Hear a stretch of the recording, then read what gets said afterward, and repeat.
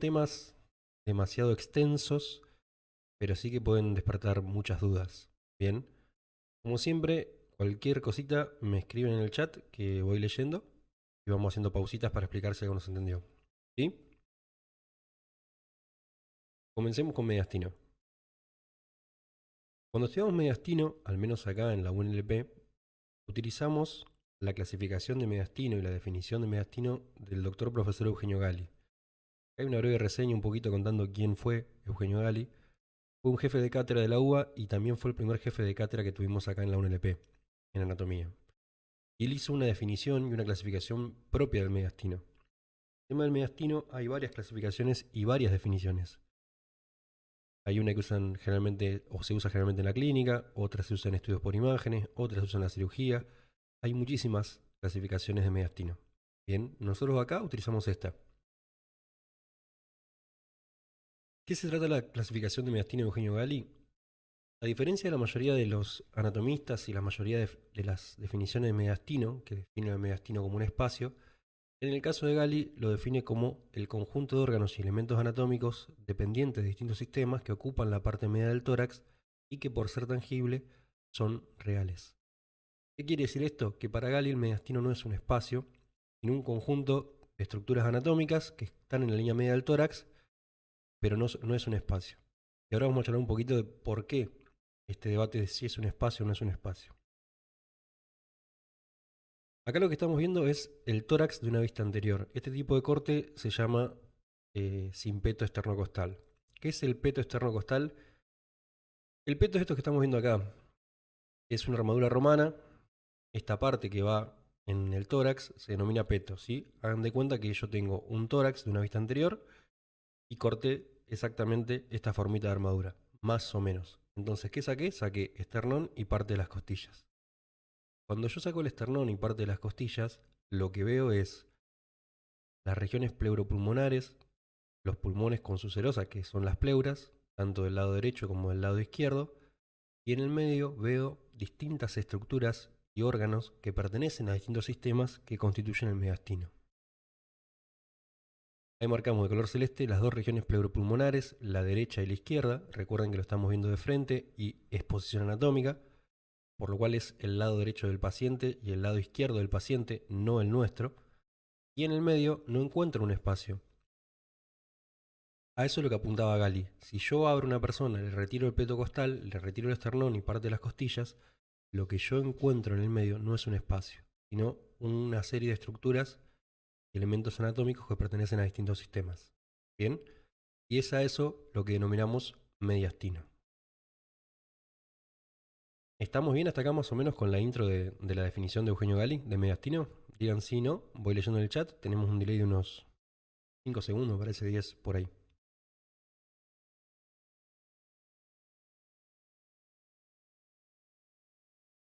Vayan poniendo si estamos bien y continuamos.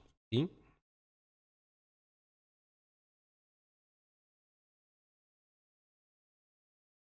Bien, perfecto. ¿Qué pasa con este mediastino?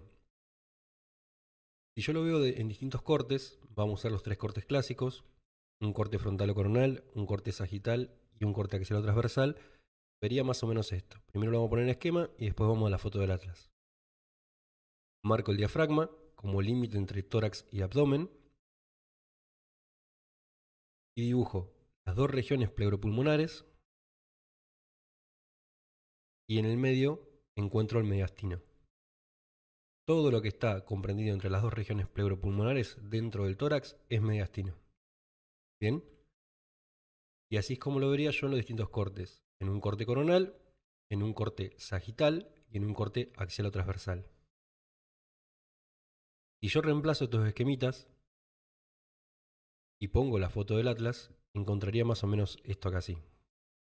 Acá tengo el tórax, no tengo parrilla costal, no tengo esternón, es un corte coronal. Veo los pulmones, pulmón derecho, pulmón izquierdo, la serosa que los recubre, que son las pleuras. Y en el medio, lo que me queda limitado entre esas dos regiones pleuropulmonares es el mediastino. En el corte sagital, acá lo que estoy viendo, veo la región pleuropulmonar, pero está vacía, no está ocupada. ¿Por qué? Porque no están los pulmones acá ni tampoco las pleuras. Entonces todo lo que estoy viendo en este corte sagital es mediastino.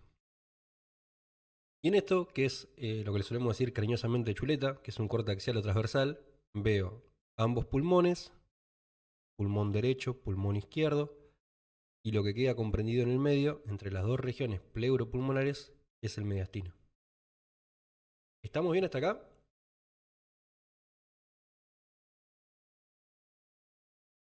Si le subo el volumen, se me escucha muy bajito a mí.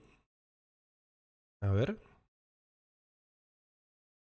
Subo un poco más de volumen si quieren.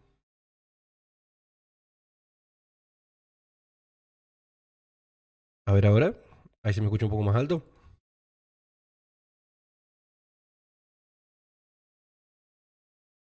Si lo subo más, satura. Díganme si se escucha bien. ¿Sí? Perfecto. Bien. Entonces dijimos, el mediastino va a ser, o es en realidad, un conjunto de estructuras y elementos anatómicos que pertenecen a distintos sistemas que ocupan la línea media del tórax. Bien. Si estamos claros con esa definición, pasamos a ver los límites y cómo se va a subdividir este mediastino.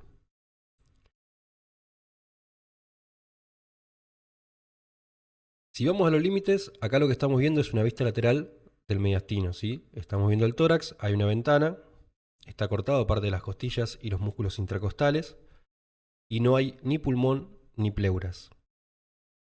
¿Cuáles son los límites del mediastino de acuerdo a la teoría del profesor Eugenio Gali? Vamos a encontrar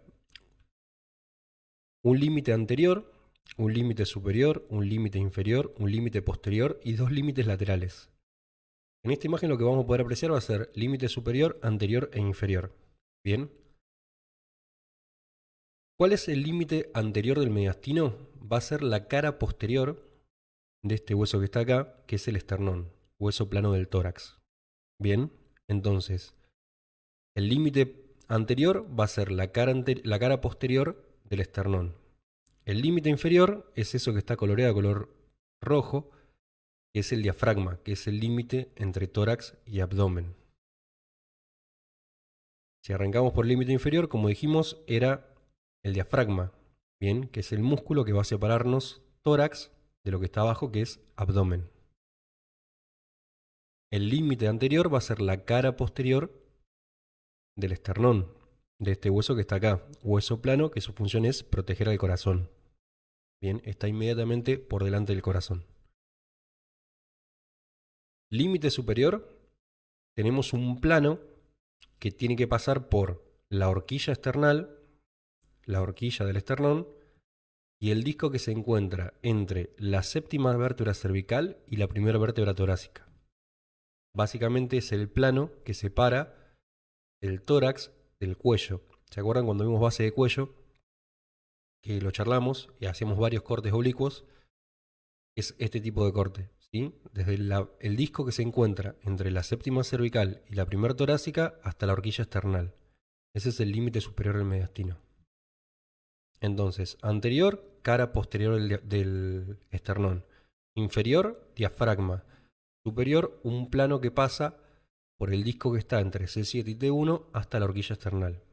¿Estamos bien hasta acá con los límites? ¿Sí? ¿Está comprendido el corazón dentro del mediastino? Sí, está comprendido el corazón dentro del mediastino. Ahora lo vamos a dividir y vamos a charlar bien. Si estamos con estos límites, pasamos a explicar los límites que nos quedan. Para explicar los límites que nos quedan, que es el límite posterior y los límites laterales, tenemos que cambiar de imagen porque desde una vista lateral no podemos apreciarlo. ¿Qué vamos a utilizar? Vamos a usar esta vista, que es una vista anterior. Cuando yo veo el mediastino desde una vista anterior, los límites laterales están claros. ¿Qué tengo yo al costado del mediastino? ¿Qué era lo que me limitaba lateralmente al mediastino? Esto de acá y esto de acá. Vayan poniendo en el chat.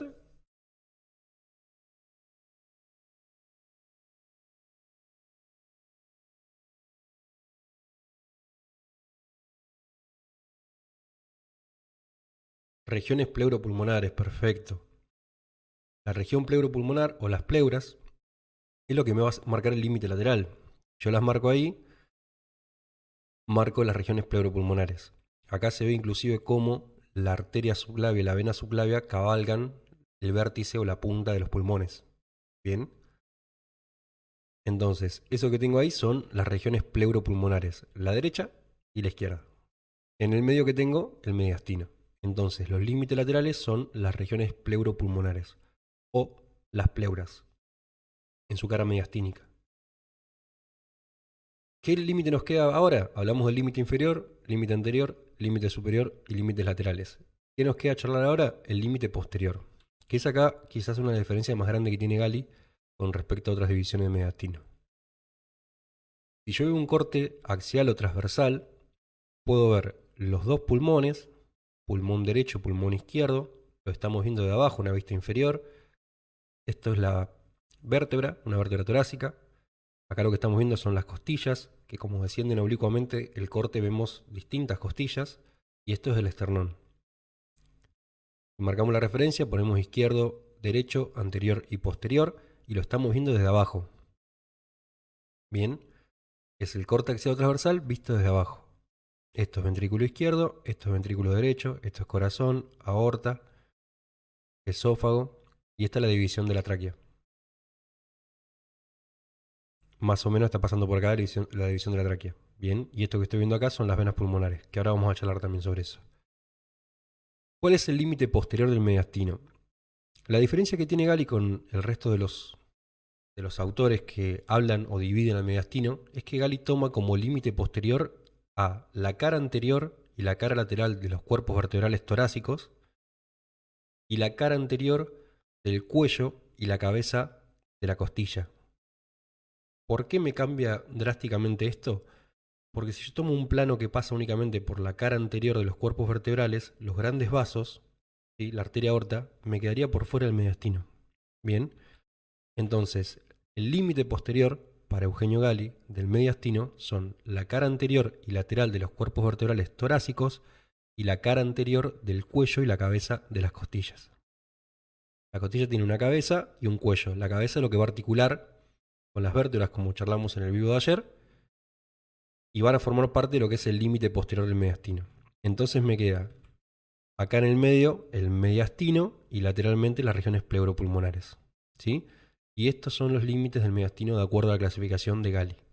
Inferior diafragma, anterior cara posterior del esternón, superior el plano que marca el límite entre cuello y tórax, lateral la región pleuropulmonares y posterior la cara anterior y lateral de los cuerpos vertebrales, y podemos sumar la cara anterior de la cabeza y el cuello de las costillas. ¿Estamos con los límites del mediastino? Si estamos todo bien, comenzamos. Perdón que tosa mucho, pero bueno, estoy medio congestionado. El clima no ayuda mucho acá en la Ciudad de La Plata. Si estamos bien con esto, seguimos.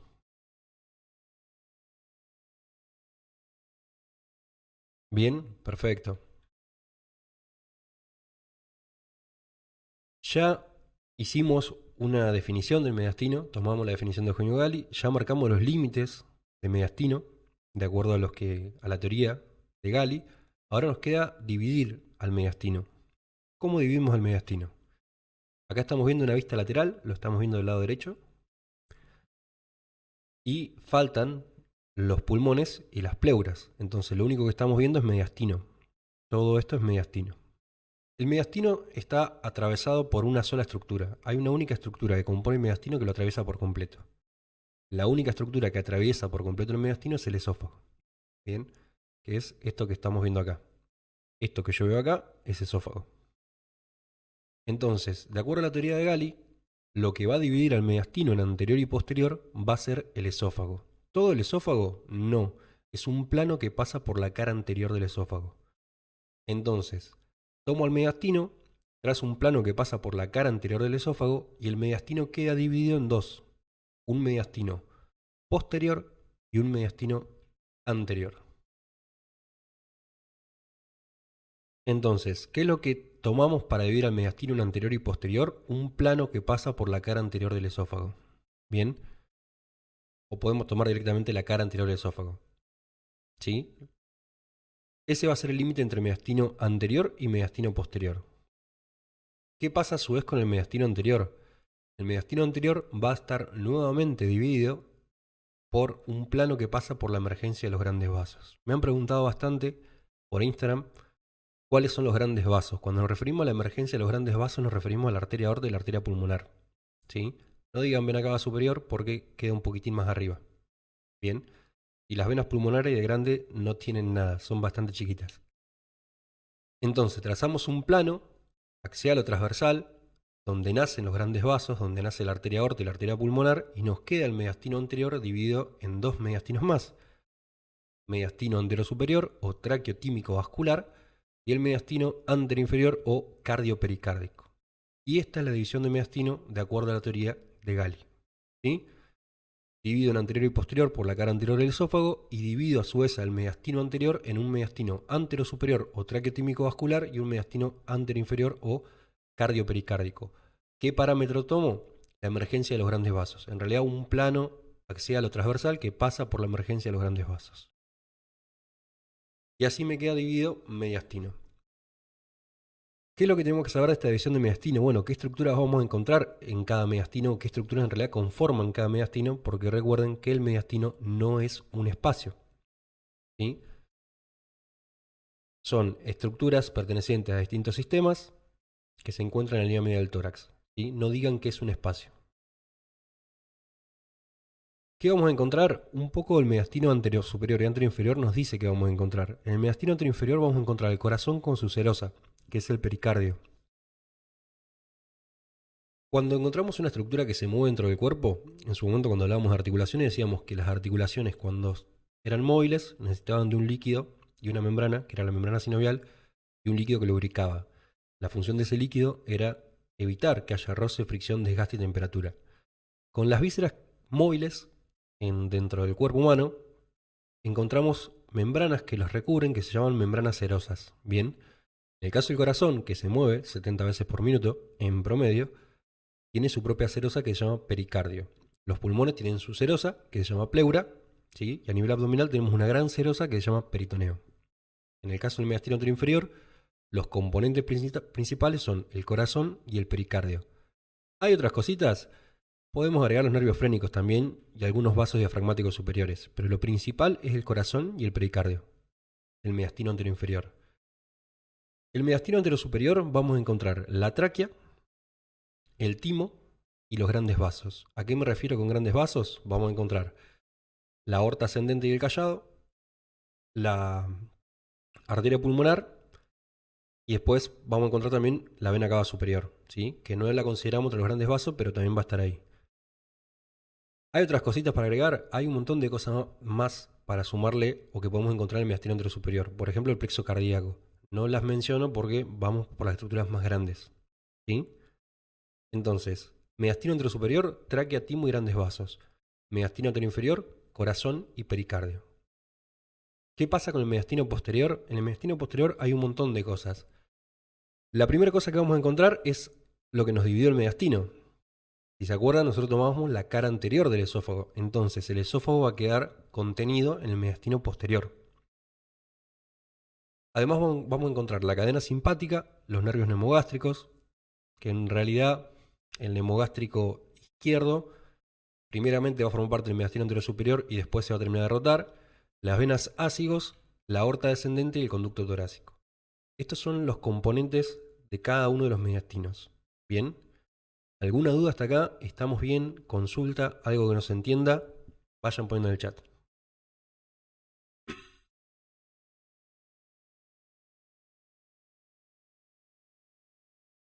El mediastino posterior no tiene una división en base al pedículo pulmonar, pero que no...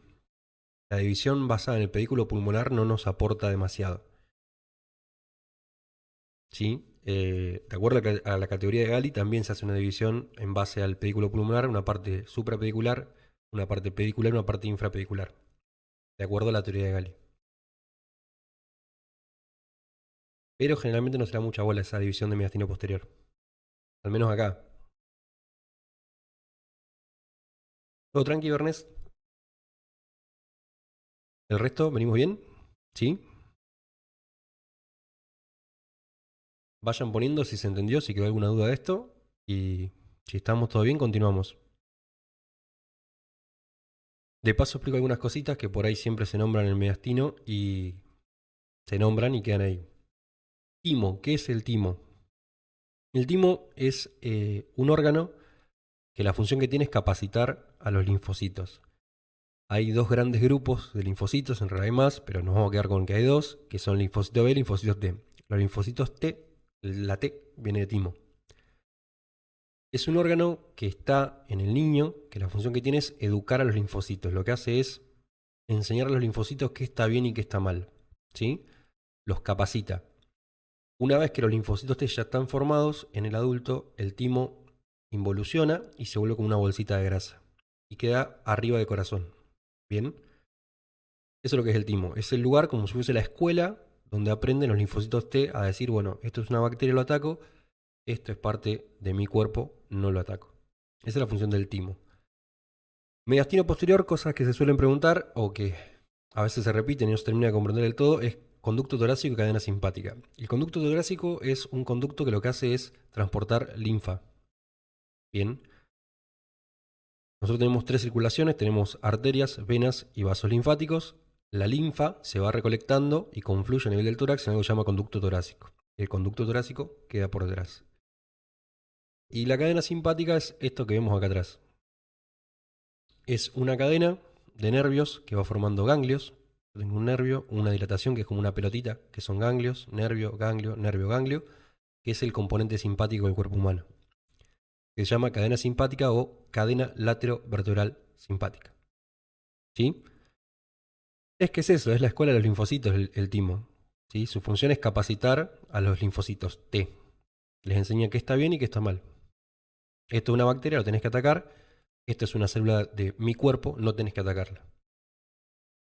Esa es la función del timo. Una vez que ya cumplió su función, en el adulto involuciona y se vuelve una pelotita de grasa. Bien, selección negativa y positiva. Exactamente, eso es lo que hace.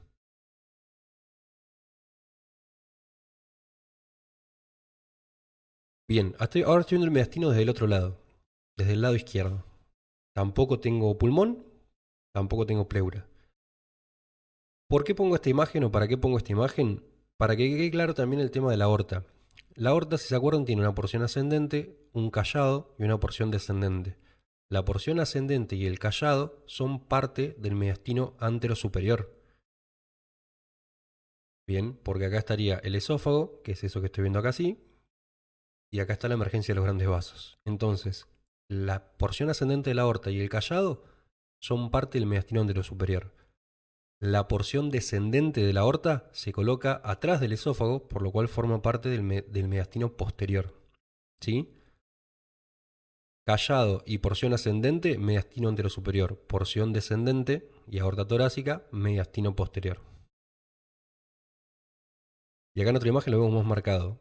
Sacamos un montón de estructuras, columna vertebral, tráquea, laringe, faringe, esófago, corazón, esternón, diafragma. Y miren la vueltita que da la aorta.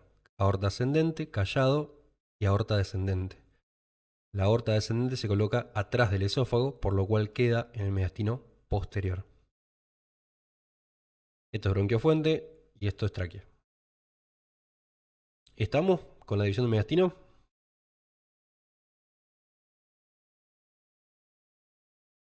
Díganme si estamos bien y seguimos, que nos queda todavía circulación mayor, menor y fetal, que eso va a ser un temita, va a ser eso. Suele complicar un poco circulación.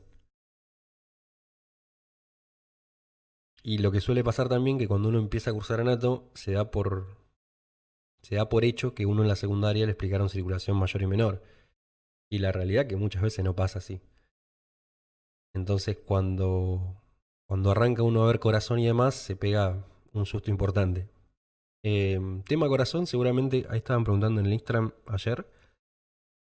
Hay dos temas que yo tengo ganas de hacer en este bimestre que son abdomen con trayecto inguinal y corazón.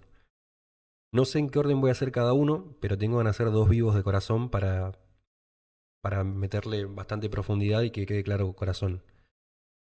No sé si empiezo por abdomen o empiezo por corazón. Seguramente la semana que viene subo una encuestita, voten y me dicen ustedes qué quieren. ¿Sí? Bien. Vamos a analizar esta imagen, a ver. ¿Qué podemos reconocer acá? Acá tenemos, ¿qué cosa? ¿Qué es esto que está acá? Agarradito. Pellizcado, para decirlo en criollo.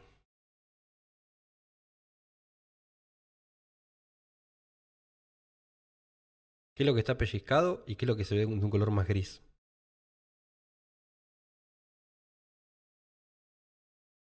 Ahí se armó debate en el chat. Son los pulmones, ¿sí? Lo que está pellizcado son pulmones.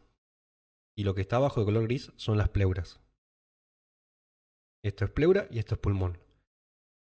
Esto que estoy viendo de color gris, que veo que se aferra al diafragma, que está unido al diafragma, esto que estoy viendo es pericardio. Si ustedes ven cómo cubre inclusive la vena cava superior. Todo esto es pericardio, no estoy viendo el corazón, estoy viendo el pericardio. ¿Esto que está acá arriba qué es?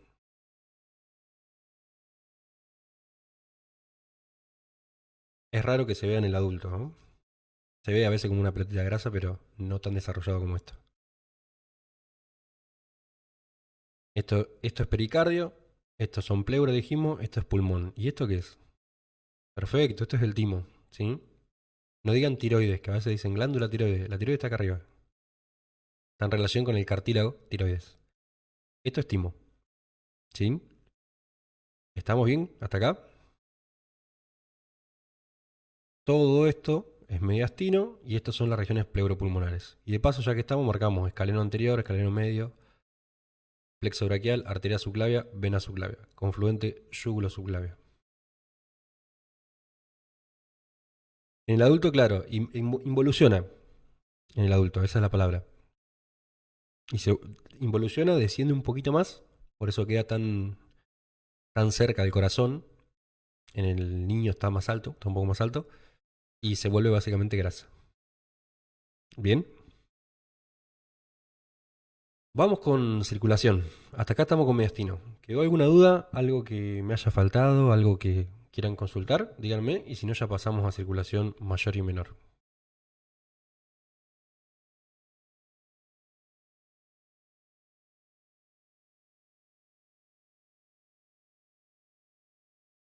¿Estamos chévere?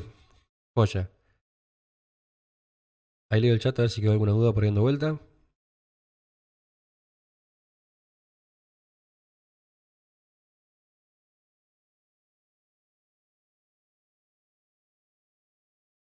¿Estamos? ¿Sí?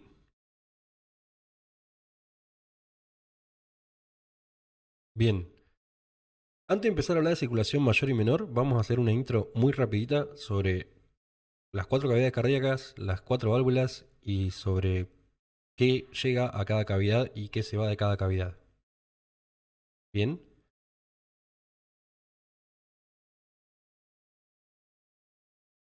Acá lo que estamos viendo es un esquemita, muy esquemático, paciencia con esto, de un corazón en un corte oblicuo en realidad. No es coronal porque si fuese coronal no veríamos esto ni de casualidad. ¿Sí? Es un corte oblicuo donde podemos ver las 4 cavidades cardíacas. Esta que estamos viendo acá es la aurícula derecha. Esto que estamos viendo acá es el ventrículo derecho o anteromedio, de acuerdo al estudio de Gali. Este es el ventrículo izquierdo. Y esto que está acá es la aurícula izquierda o posteromedia, de acuerdo a la teoría de Gali. Bien. Tengo 2 aurículas y 2 ventrículos. Las aurículas están arriba y atrás, los ventrículos están abajo y adelante. Esas son las 4 cavidades cardíacas. ¿Por qué están pintadas azul y roja? ¿Y por qué siempre aparecen así? Porque el azul hace referencia a que la sangre tiene una baja concentración de oxígeno y el rojo hace referencia a que tiene una alta concentración de oxígeno. Bien, entonces este lado del corazón, que es el lado derecho, va a manejar sangre carbooxigenada o con baja concentración de oxígeno, no digan nula porque nula nunca es, y este va a manejar sangre oxigenada, ¿sí? O con altas concentraciones de oxígeno. Aurícula derecha, ventrículo izquierdo y aurícula izquierda. Temita de acá.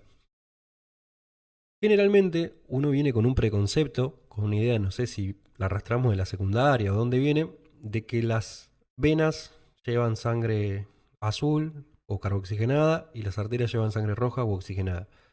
Y en realidad la definición de arteria y de vena no tiene que ver con la concentración de gases que tiene su sangre, sino que tiene que ver con la dirección que toman.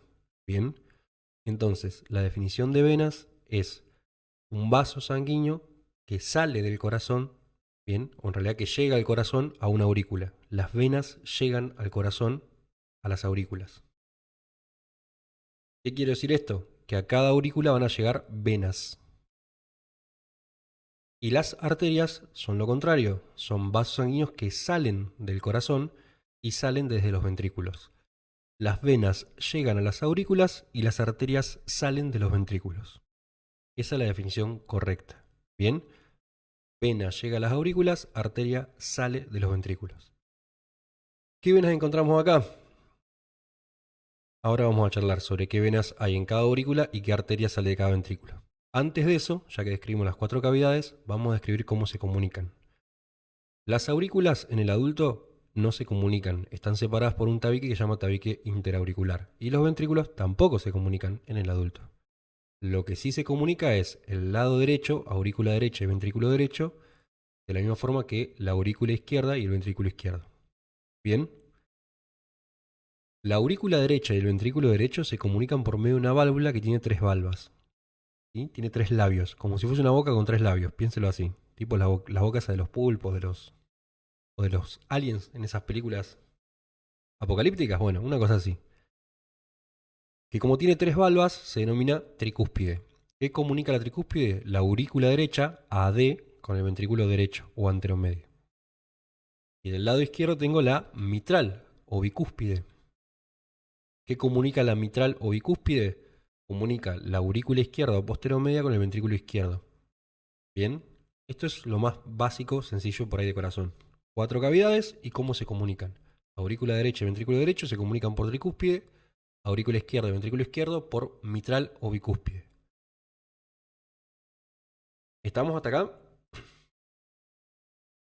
Ahí dicen el Demogorgon, no sé qué es, pero imagino que debe ser un bicho que tiene una boca así, con 3 labios, una cosa por el estilo. ¿Estamos hasta acá con el principio básico de configuración de corazón? De paso voy a buscar qué es el Demogorgon.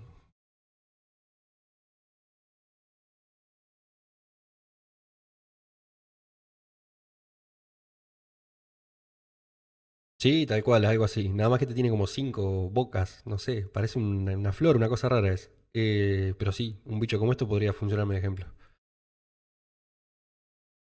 ¿Estamos bien? Si estamos, continuamos.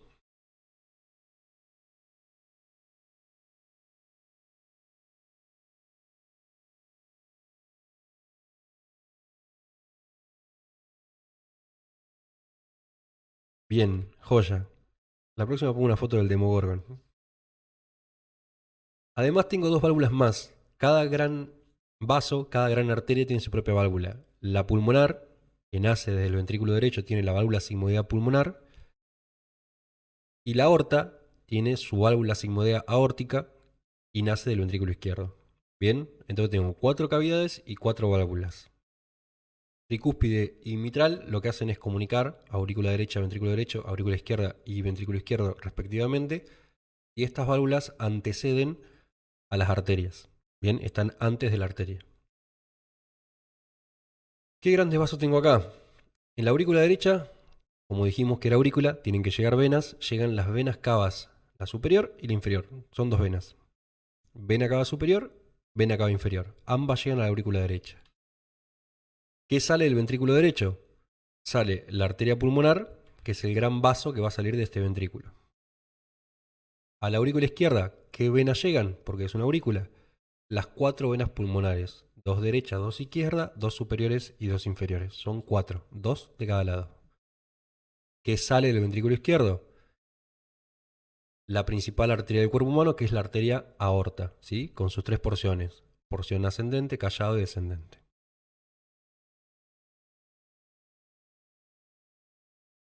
Entonces, aurícula derecha, vena cava superior, vena cava inferior. Aurícula izquierda, venas pulmonares. Ventrículo derecho, arteria pulmonar. Ventrículo izquierdo, arteria aorta. Vamos a establecer circulación mayor y menor. Hay dos circulaciones en el cuerpo que las denominamos mayor y menor. ¿Por qué le decimos mayor y menor? Porque una tiene más recorrido que otra. Esa es la explicación. ¿Dónde comienza la circulación mayor? La circulación mayor comienza acá, en el ventrículo izquierdo. La sangre que está en el ventrículo izquierdo es sangre cargada de oxígeno. Esa sangre va a ser eyectada. Cuando el ventrículo se contrae, la sangre va a ser enviada por medio de la arteria aorta al resto del cuerpo. Antes de atravesar la aorta, tiene que atravesar la válvula de la aorta, que es la válvula sigmoidea aórtica o válvula aórtica. Entonces, tengo sangre oxigenada en el ventrículo izquierdo, es eyectada, atraviesa la válvula aórtica, recorre todo el cuerpo por la arteria aorta, que va a dar todas las ramas de todas las arterias del cuerpo, y se distribuye. ¿Qué pasa con esta sangre una vez que se distribuye por todo el cuerpo? Nutre a cada una de las células a la cual llega, libera el oxígeno, se queda sin oxígeno y vuelve como sangre carboxigenada. Por eso la pintamos de color azul. Esa sangre carboxigenada tiene que retornar al corazón. ¿Por medio de quién retorna? Por medio de las venas cavas, superior e inferior. ¿Que a dónde se dirigen las venas cavas? A la aurícula derecha. La vena cava superior y la vena cava inferior. Se dice que por línea general la sangre que está arriba del corazón la recoge la vena cava superior y la sangre que está abajo la recoge la vena cava inferior. Hay algunas excepciones, sí, las ásicos por ejemplo, pero no se enrosquen demasiado. Vena cava superior, vena cava inferior trae sangre desoxigenada o carboxigenada. Esa sangre llega a la aurícula derecha y una vez que está en la aurícula derecha atraviesa una válvula que está acá, que comunica aurícula derecha con ventrículo derecho. ¿Qué válvula era? ¿Qué válvula comunicaba aurícula derecha con ventrículo derecho? A ver, vayan poniendo en el chat.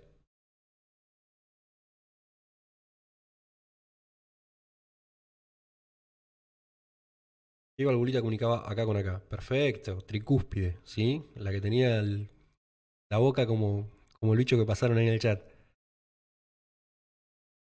Esa sangre atraviesa la tricúspide y llega al ventrículo derecho.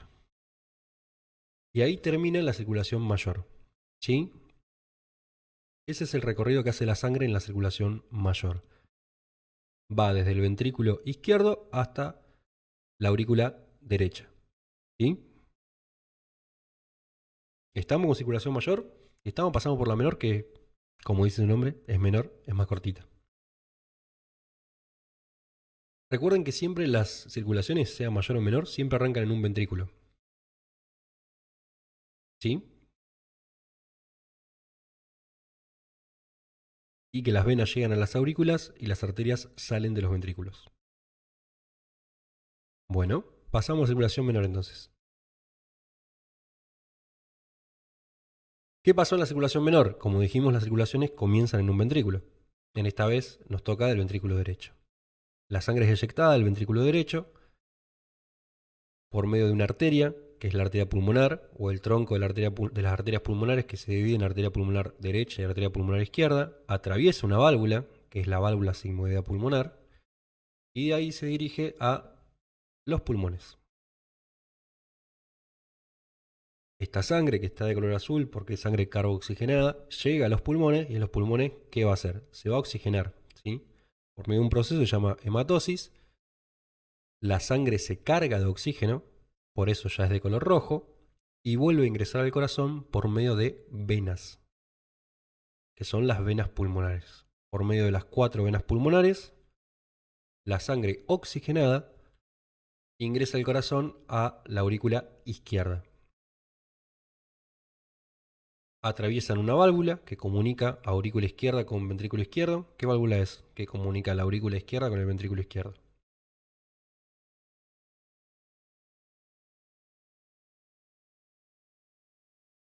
Mitral, perfecto.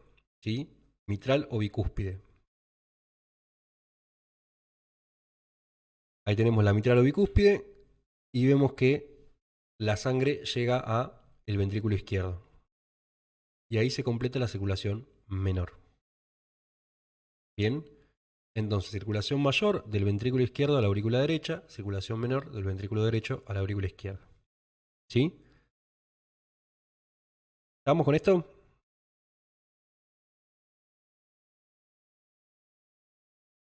Bien.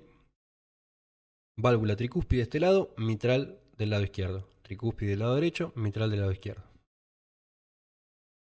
¿Alguna duda hasta acá?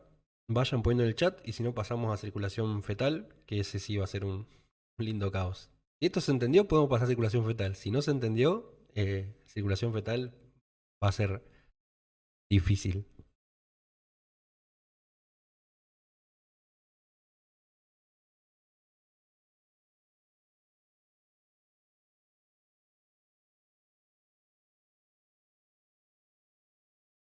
¿Estamos bien? Evernet pone perfecto. ¿El resto cómo viene? No es complicado circulación, pero es un tema para ver un par de veces y para hacer un par de dibujitos.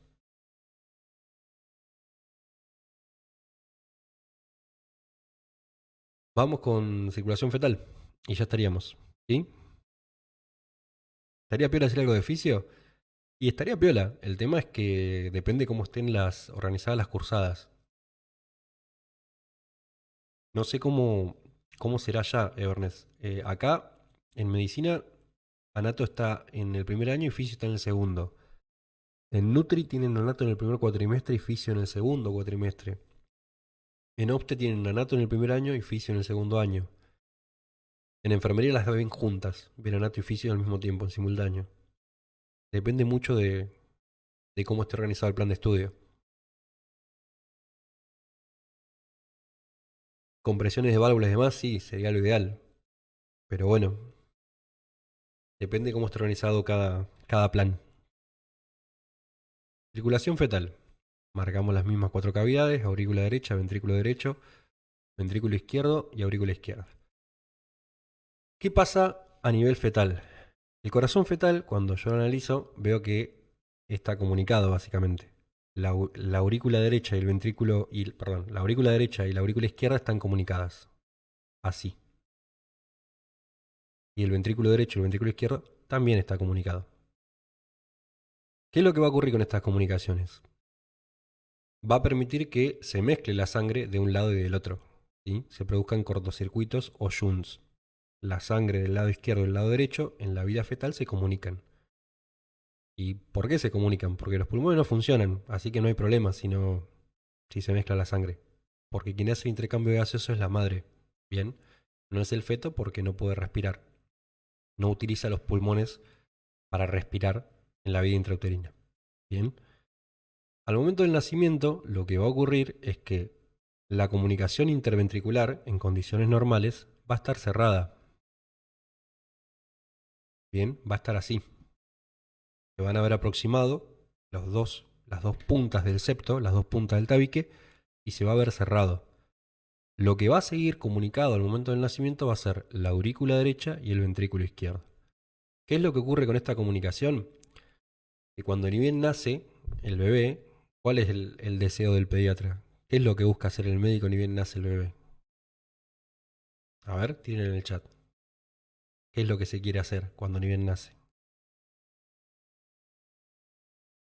Mientras repito, momento de nacimiento, ventrículo está cerrado, no se comunican, salvo que haya un falot, una patología puntual, pero las aurículas sí están comunicadas. Que grite, que llore. Cortar el cordón, primero que grite, que llore. Está bien, cortar el cordón está bien igual. Que llore, que grite. ¿Por qué? Porque los pediatras son mala gente y tienen un plan perverso, por más que se vistan con ambos de Spider-Man y Pokémon.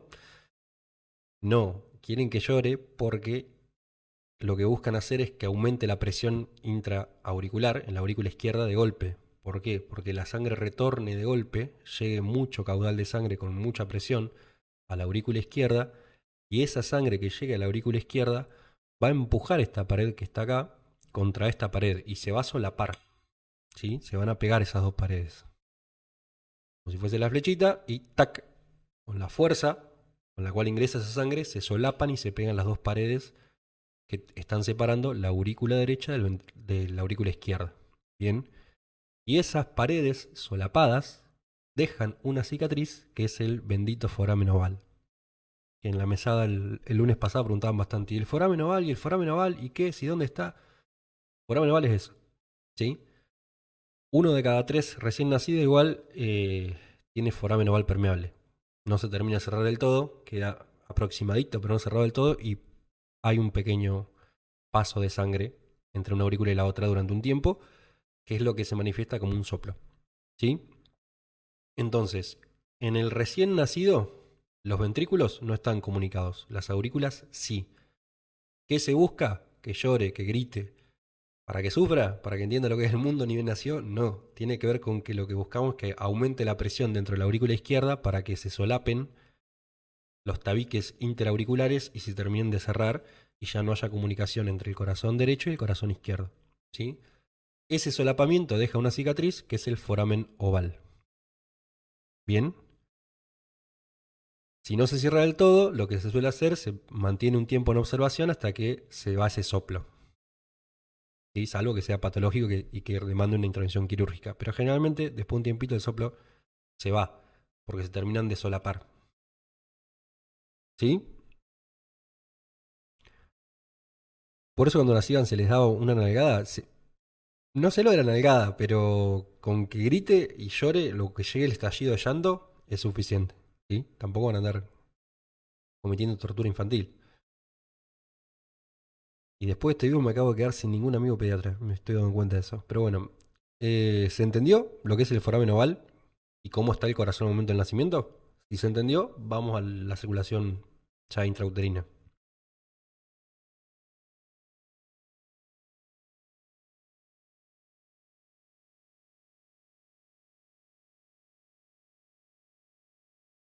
Si estamos todo ok, seguimos adelante con circulación intrauterina, con dos estructuras puntuales que existen en la vida intrauterina y ya estamos.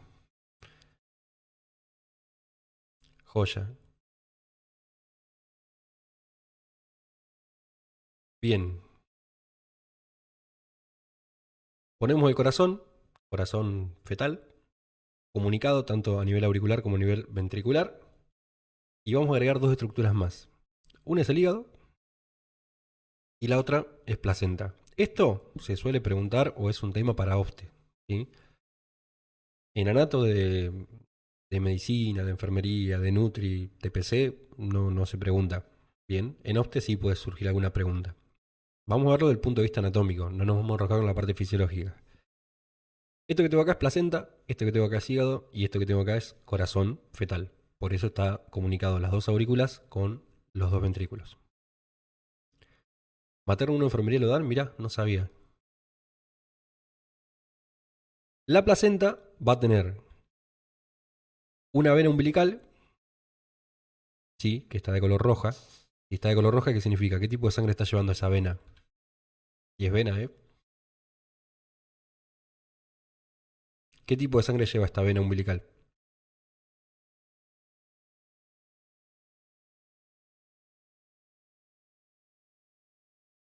No, si es roja es oxigenada, ¿sí? Por eso atentos a eso de que la vena lleva sangre. Bien, esta es una vena umbilical que lleva sangre oxigenada. Es vena umbilical y lleva sangre oxigenada. Y esto que está acá es la vena cava inferior del corazoncito fetal. ¿Qué es lo que está haciendo esta sangre que viene de la placenta, que viene de la madre? Es sangre con oxígeno. Lo que está yendo es a buscar las células del feto, del embrión, para alimentarlas. ¿A dónde va la vena umbilical? Al hígado. Pero antes de ir al hígado, o en realidad dentro del hígado, atrás del hígado, hace una comunicación con la vena cava inferior, que se llama ductus venoso. ¿Por qué ductus venoso o conducto venoso? Porque une la vena umbilical con la vena cava inferior. Entonces, ¿qué tengo acá? Sangre roja, sangre oxigenada. Esa sangre va por la vena umbilical y la mayor parte, en lugar de entrar al hígado, se va por vena cava inferior y llega a la aurícula derecha. Así comienza la circulación fetal. Vena umbilical, sangre oxigenada, la vena va al hígado, pero hace un puentecito, hace una comunicación entre vena umbilical y vena cava inferior. Esa comunicación se conoce como ducto venoso. Bien, y une vena umbilical con vena cava inferior. ¿Qué es lo que está mandando? Sangre oxigenada. ¿Qué pasa con esta sangre oxigenada una vez que está acá? El corazón no tiene límites básicamente, porque está comunicada a las dos aurículas y los dos ventrículos. Esta sangre lo que va a hacer va a ser distribuida en las dos aurículas, porque el foramen oval está abierto, el agujero oval está abierto, o agujero de Botal. Entonces esta sangre oxigenada se mezcla, se va a aurícula derecha y se va a aurícula izquierda. Se distribuyen las dos aurículas. ¿Qué pasa una vez que están las dos aurículas? Y pasa a los dos ventrículos, por lógica. ¿Y qué pasa cuando están los dos ventrículos? Es eyectada por las dos grandes arterias, por la arteria pulmonar y la arteria aorta. Y acá se produce la otra comunicación. ¿Por qué? Porque yo acá tengo sangre y yo no la quiero mandar a los pulmones. ¿Por qué no la quiero mandar a los pulmones? Porque los pulmones del feto no funcionan. Están llenos de líquidos, básicamente. Entonces no tiene sentido que yo envíe mucha sangre para allá. Y surge otra comunicación entre la arteria pulmonar y la arteria aorta, que es el ductus arterial o conducto arterial, que une arteria pulmonar con arteria aorta. Entonces la sangre del ventrículo izquierdo sigue su camino natural por la aorta y se distribuye en todo el cuerpo. Y la sangre que debería ir a los pulmones, ¿qué hace? Toma el ducto arterial y vuelve otra vez a la aorta. Hay una muy pequeña parte que llega a los pulmones, que es la parte que necesita el pulmón como órgano para alimentarse, que es más o menos un 5% del volumen cardíaco. Muy poquito. Una vez que la sangre fue para la aorta, tanto la sangre que venía del ventrículo izquierdo como la del derecho atravesando el ducto arterial, esa sangre baja por toda la arteria aorta, llega a sus ramas terminales, que son las arterias ilíacas, primitiva derecha e izquierda, y a la arteria ilíaca interna, en realidad, o a la primitiva, llegan estas dos venitas, estas dos arterias, perdón, que son las arterias umbilicales. Y ahí la sangre vuelve otra vez a la placenta. Pregunta, en todo este recorrido, ¿la sangre cómo volvió? ¿Volvió con oxígeno o sin oxígeno? Ni. ¿Volvió azul o roja? Volvió violeta. Porque la sangre en todo este recorrido que hizo, todo el tiempo se fue mezclando la sangre rica en oxígeno con la sangre con baja concentración de oxígeno. ¿Sí? Todo el tiempo hay cortocircuito en la circulación fetal. ¿Cómo se regula esto? Hay una serie de válvulas que existen en el feto que no existen en el adulto, que son sensibles a inervaciones del vago y a cambios de presiones. Eso es más de oficio, así que no nos vamos a enroscar. Lo importante que recuerden acá de circulación fetal es que existe la comunicación, que son el ducto venoso y el ducto arterial. El ducto venoso comunica la vena umbilical con la vena cava inferior y el ducto arterial comunica la arteria pulmonar con la arteria aorta. Bien, y que el proceso de intercambio gaseoso está a cargo de la madre, no del feto. ¿Estamos con circulación fetal? Por eso le decía, si no se entendió circulación normal, si vamos con circulación fetal y no está claro el otro, se complica. Vuelvo con lo mismo. ¿Cómo retornó la sangre? ¿Volvió azul la sangre? ¿Volvió roja? No, volvió violeta, porque todo el tiempo se fue mezclando la sangre oxigenada con la carga oxigenada. ¿Para qué está hecha esta circulación fetal? Lo que yo quiero evitar es que el pulmón reciba la cantidad de sangre que recibiría en un adulto. Bien. Y haciendo estos dos cortocircuitos, estos dos comunicantes, que son el ductus arterial y el ducto venoso, yo logro justamente eso. Que al pulmón casi no llegue sangre. Es el objetivo principal anatómico de todo esto. Veo en la grabación del video unas 5 veces más y estoy. ¿Viste? Es medio complicado al principio circulación fetal. Pero bueno, con esto ya estaríamos. No sé si quedó alguna duda o algo.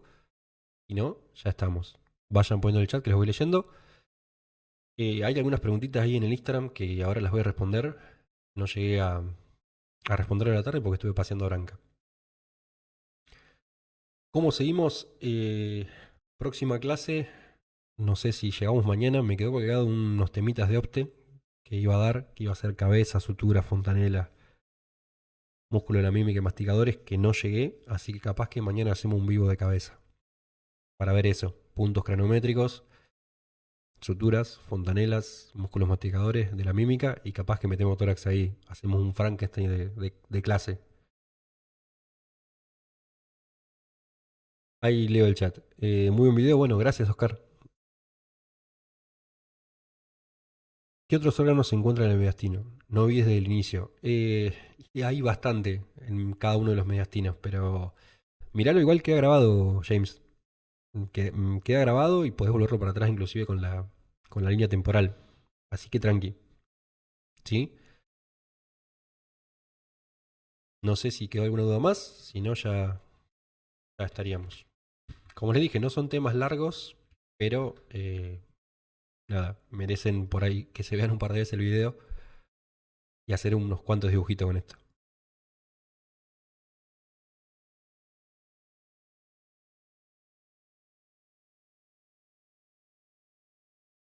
Bueno, muchas gracias, Ernest. Y nada, nos vemos en el siguiente vivo, que calculo que será mañana, no sé. Eh, quedaría hacer eso, quedaría respiratorio, que también es una clase que me quedo colgada de usted. Así que por ahí hacemos mañana cabeza ósea, cabeza fetal, múscula mímica, masticadores y tórax. No sé por qué, pero vamos a meter tórax ahí. Y ya después nos quedaría respiratorio y estaríamos con la parte de opte. Y ya la siguiente semana arrancamos con corazón o con abdomen. O trayecto inguinal o corazón, pero uno de los dos seguramente va a ser. ¿Sí? Bueno, gente, muchas gracias a todos por el aguante, como siempre. Y nada, nos vemos y la seguimos por Instagram. ¿Sí? Éxitos.